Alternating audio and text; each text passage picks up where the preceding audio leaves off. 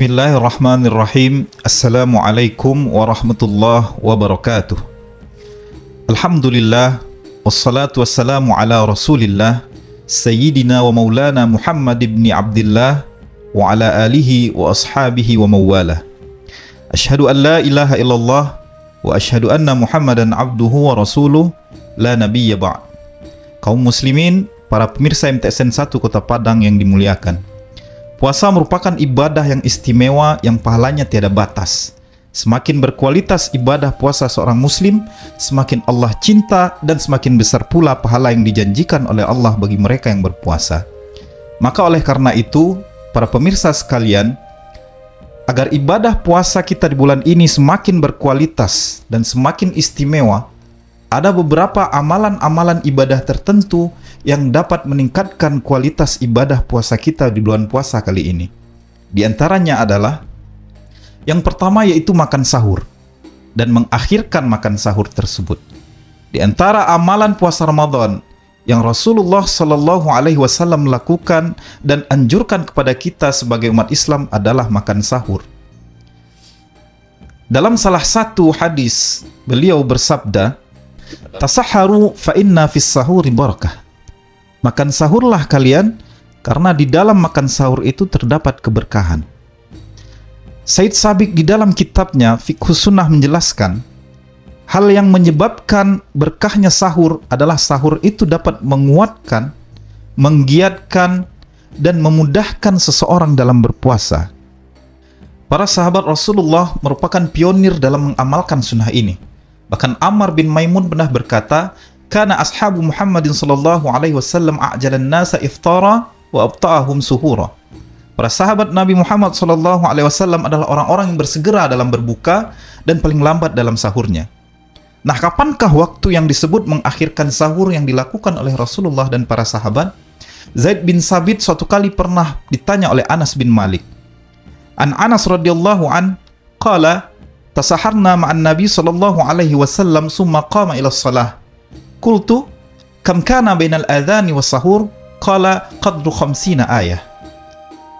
Dari Zaid bin Sabit berkata, suatu kali kami makan sahur bersama Rasulullah sallallahu alaihi wasallam, kemudian melaksanakan salat subuh. Maka Anas bertanya, "Berapa kira-kira jarak keduanya wahai Rasulullah?" Zaid menjawab, 50 ayat. Kemudian amalan yang kedua adalah menyegerakan berbuka puasa.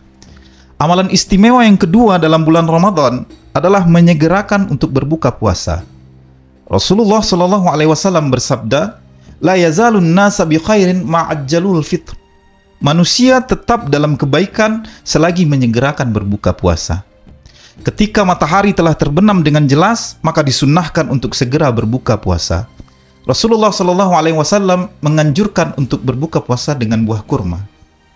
Amalan yang ketiga, yaitu memperbanyak berdoa. Salah satu amalan yang harus diperbanyak di bulan puasa adalah memanjatkan doa. Kenapa? Karena seorang yang berpuasa tidak akan ditolak doanya oleh Allah Subhanahu wa Ta'ala, baik di tengah berpuasa maupun di saat berbuka puasa. Rasulullah Shallallahu Alaihi Wasallam bersabda, "Salasun la turad da'watuhum al-imamul adil, as-sa'im hatta yaftur, wa da'watul mazlum."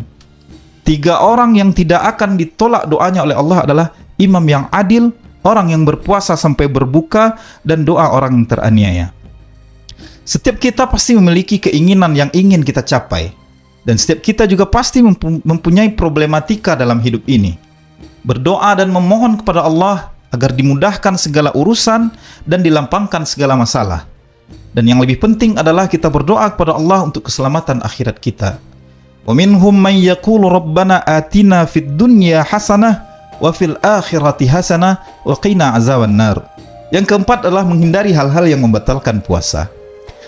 Ibadah puasa pada hakikatnya adalah menahan dari lapar dan haus. Namun, kata Rasulullah Shallallahu Alaihi Wasallam, hakikat puasa itu lebih daripada hanya sekedar menahan lapar dan haus. Laisa lisyami minal akli wasyarab, innama siyam minal lagwi warrafas. Puasa merupakan bukan hanya sekedar untuk menahan diri dari makan dan minum, melainkan menahan diri dari hal-hal yang keji dan hal-hal yang sia-sia. Karena di antara sunnah puasa adalah meninggalkan segala bentuk kemaksiatan baik secara perkataan maupun perbuatan. Kemudian yang kelima, amalan yang sebaiknya kita lakukan selama berpuasa Ramadan adalah melaksanakan sholat tarawih. Sholat tarawih adalah sebuah ibadah sunnah muakkadah yang tidak bisa kita jumpai selain daripada bulan Ramadan. Kesempatan yang langka ini hendaknya kita manfaatkan dengan sebaik-baiknya. Man qama Ramadana imanan wa ihtisaban ghufira lahu ma taqaddama min dzambi. Barang siapa yang salat malam pada bulan Ramadan karena iman dan mengharapkan perhitungan atau pahala dari Allah, akan diampuni segala dosa-dosa yang telah lampau. Amalan yang keenam adalah melaksanakan salat witir. Selain daripada salat tarawih, sunnah pula kita lakukan di bulan Ramadan itu menutup qiyam Ramadan dengan melaksanakan salat witir. Bahkan ini merupakan sunnah di seluruh bulan. Bukan hanya bulan Ramadan saja, melainkan di bulan-bulan yang lain selain daripada bulan Ramadan. Innallaha azza wa jalla zadakum salatan salluha fiha baina salatil isya ila salatis subhi. Sesungguhnya Allah subhanahu wa ta'ala menambahkan satu salat pada kalian, maka lakukanlah salat tersebut di antara salat isya dan salat subuh, yaitunya adalah salat witir. Amalan selanjutnya adalah melaksanakan tadarus Al-Quran. Amalan lain yang dapat meningkatkan kualitas ibadah puasa kita adalah melakukan tadarus, memperbanyak membaca Al-Quran dan berusaha menghafalkan serta mentadabburi isinya. Dalam suatu riwayat dikatakan bahwa Rasulullah SAW melaksanakan tadarus bersama Jibril pada setiap bulan Ramadan.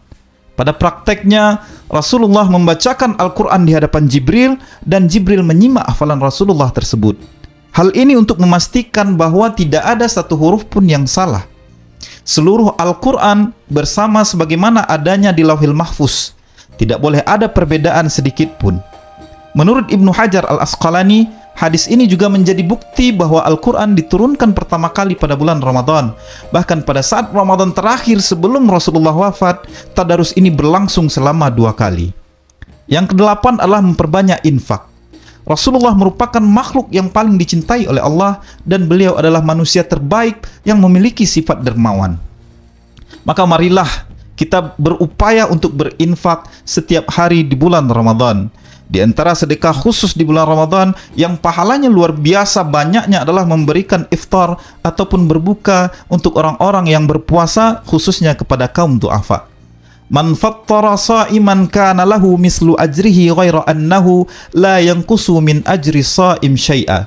Barang siapa yang memberikan makanan bagi orang yang berpuasa, maka baginya pahala seperti orang yang berpuasa tersebut. Dan pahala puasa orang yang berpuasa itu tidak akan dikurangi sedikit pun.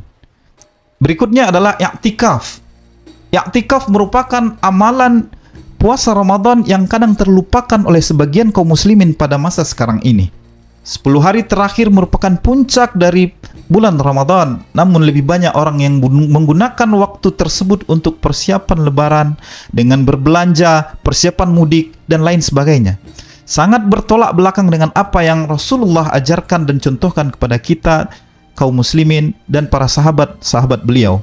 Dari Aisyah radhiyallahu anha berkata, Rasulullah SAW ketika telah masuk 10 hari terakhir bulan Ramadan, beliau menghidupkan malam dengan cara beriktikaf. Demikian amalan-amalan di bulan Ramadan yang dapat meningkatkan kualitas diri dan puasa kita. Semoga memotivasi kita untuk semakin menyempurnakan ibadah puasa hingga kelak berbahagia di hadapan Allah Subhanahu wa taala. Allahu muwafiq ila aqwamit thariq, billahi taufiq wa hidayah. Wassalamualaikum warahmatullahi wabarakatuh.